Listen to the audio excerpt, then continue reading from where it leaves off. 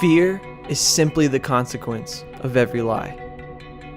It's the voice in our head that says that we're not good enough or that we don't measure up. It's that feeling that forces us to abandon risk and live a safe and predictable life. It's the refusal to explore the what if, and it's a painful surrender to the ordinary. It's the terror I experienced as I jumped off a boat into the open ocean. It's the sick feeling you experienced when you left that well-paying job to pursue your passion. Fear is the loneliness that overcomes your heart as you sit at home alone on a Friday night. Most of us allow fear to write our story, but fear is a terrible storyteller. My name is Chris. I've wrestled a lot with self-doubt and anxiety over the past few years. You would never know it. I tend to hide it pretty well and pretend like I'm alright. I was living a pretty safe life. I'm grateful to be surrounded by friends who challenge me to live alive. Georgina and I have been creating mischief for 8 years now. She teaches me a lot about laughter and joy. Jordan and I became close friends in college. I am a more compassionate and enduring person because of her. Sam was my roommate turned best friend, and he always challenges me to live beyond complacency. My friend Heather accepts people for who they are, and I've learned how to be myself because of her. Heather and Sam are a force of love. Alyssa has been my partner in crime ever since we explored China together. She's an artist who lives for adventure, and she filmed a lot of our journey out west. On New Year's Day in 2014, we were all together celebrating the past year and dreaming about what this next year could be. We decided right then and there to live like this was our last year on Earth.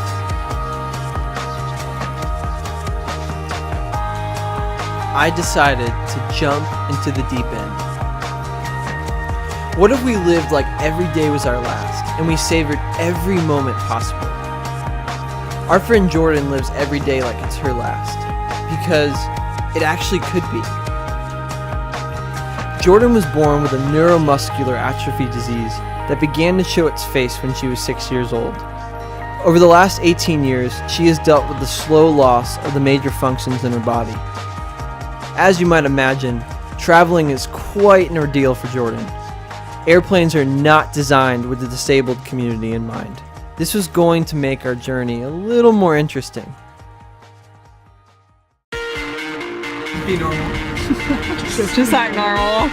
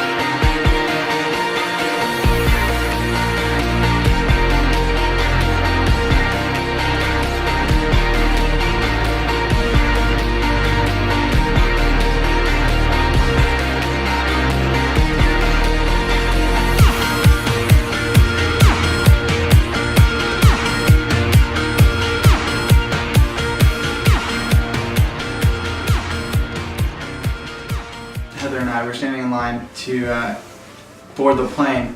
We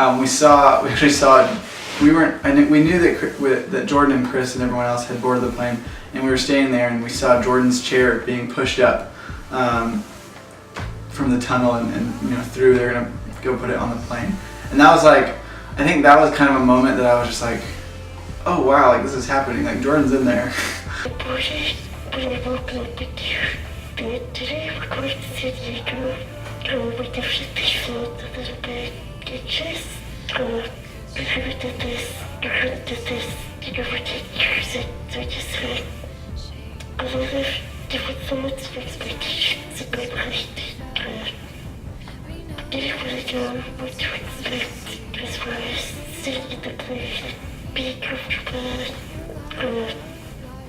So, I think it was okay up until getting on the plane.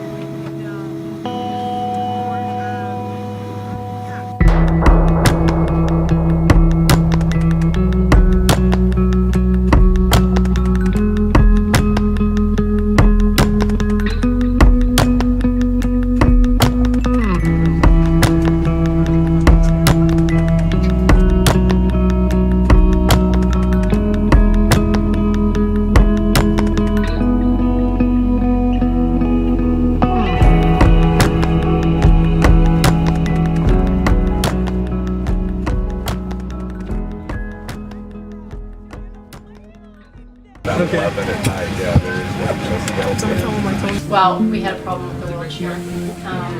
To put it in push mode, the wheel was stuck.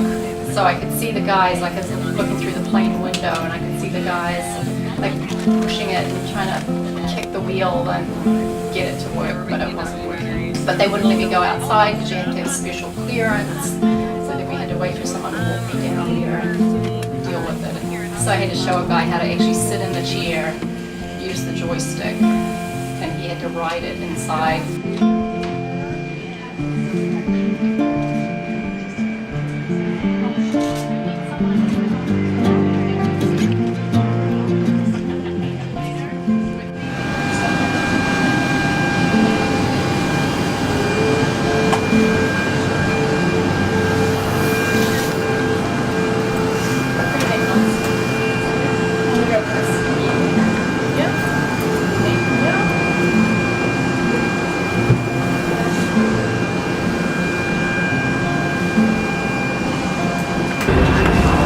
Welcome to San Diego. Getting off the plane in San Diego for the first time was pretty surreal. I just thought about the public for a couple months and just being able to be on the other side of the country so far away from home was such a cool feeling and such a feeling of freedom and excitement.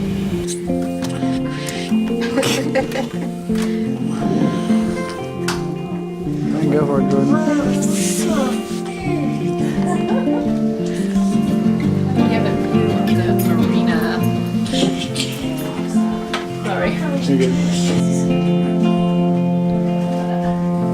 I think all of that. This is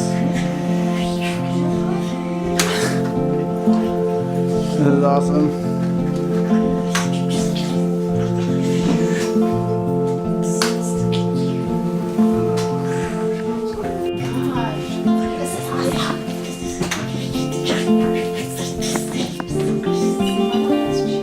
Yeah, for real. How do you feel being in a new land? Oh my gosh, it's crazy. This is actually very surreal. Like, it's like the same air, it's the same sky. But I love the West Coast. Like, that's crazy. Like, this is where my life began. It's so cool to be back.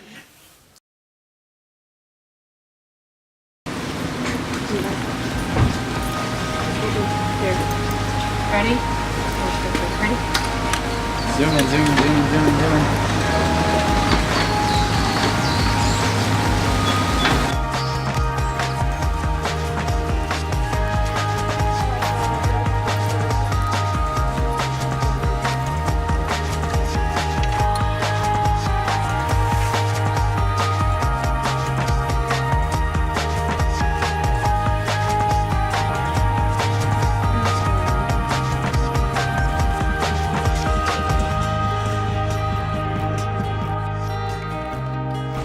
While in San Diego, we got to attend the Storyline Conference.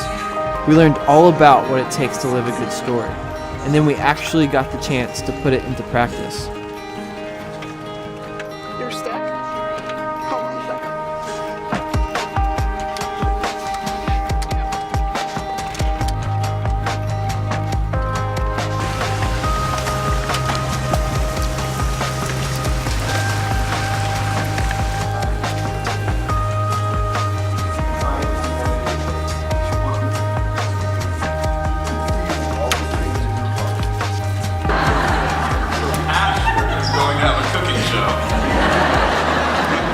You'll never get a nice to meet you out of me, not once, because I want to remember, I want to remind myself over and over again that we're the ones that see people for who they're becoming.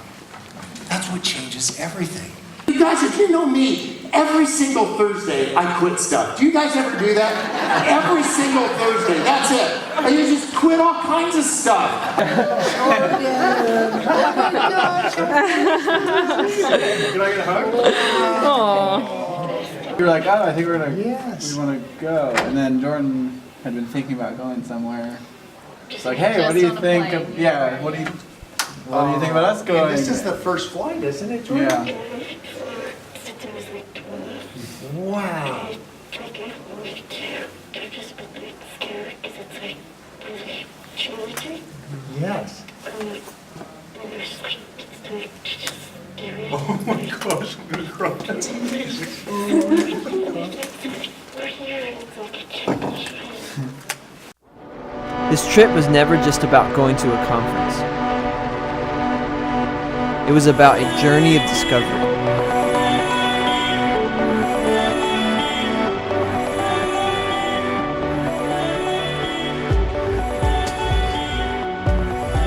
There was so much more ahead of us. Back in 2012, Sam and Heather met in San Diego when they were both roadies for Invisible Children. Their love for one another has been growing since then, and Sam sensed it was time to take the next step. Like most things that are worthwhile, we would need a miracle for this to turn out the way we hoped it would. This whole trip has been about overcoming a couple big circumstances and a million little circumstances. And God always provides. You know what the lesson is too? It's just like being the perfectionist that I am. It's just like, no, everything's not going to be perfect. Yeah. It will be good. But it will work. Yeah. You know? So Sam, Hey, did you talk to Heather's dad? I did. How did you feel? I don't know what I was more nervous for. I thought I was getting all the nerves out back then. Yeah. But my stomach's pretty crazy right now. Is it really? It's A little nerve McGurv, Sam all Tor. good. I'm just ready to do this. Oh my stars, you're gonna wipe her up. Get excited! Woo!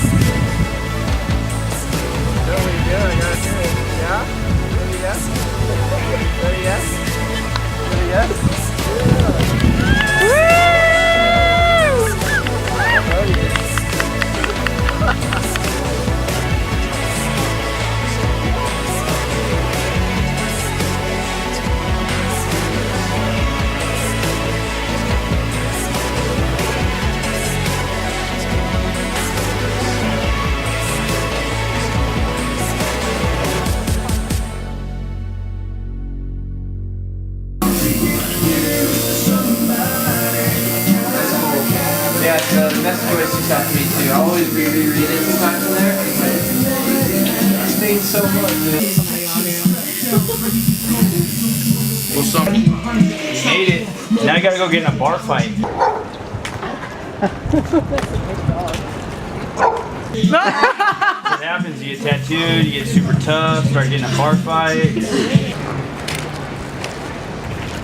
Jordan is so wild. Jordan's like, hey, what's up? Jordan, you're the coolest! It ain't going nowhere. Yeah, it's a forever commitment. Pretty cool, huh? Awesome.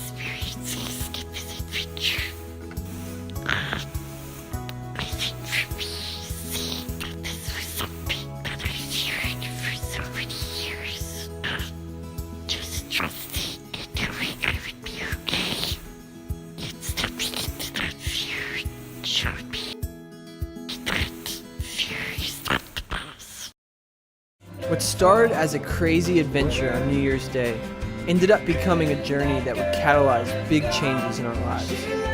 The reality is, life is really hard. We have to choose to fight for the person we were created to be. Out in San Diego, a part of us that died was resurrected. For so long, we had talked about taking big risks, but hadn't actually taken it. And when we took a risk, things got hard.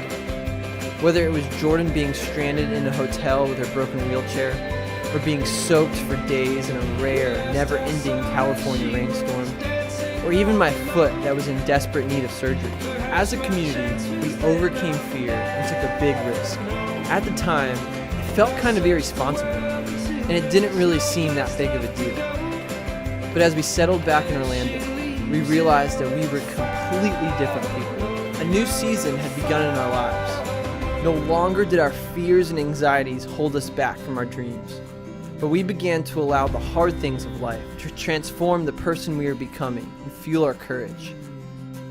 Jordan is still disabled and stuck in a dang wheelchair.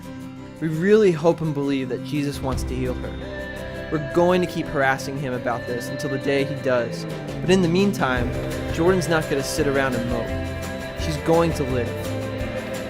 After my surgery, my legs and knees still hurt, but instead of complaining, I'm learning to be thankful. To be thankful that I still have breath in these lungs, and that I get to chase down my dreams alongside my best friends. What fear is keeping you from living out your dreams? And what community is cheering you on? Join the movement and let's live alive.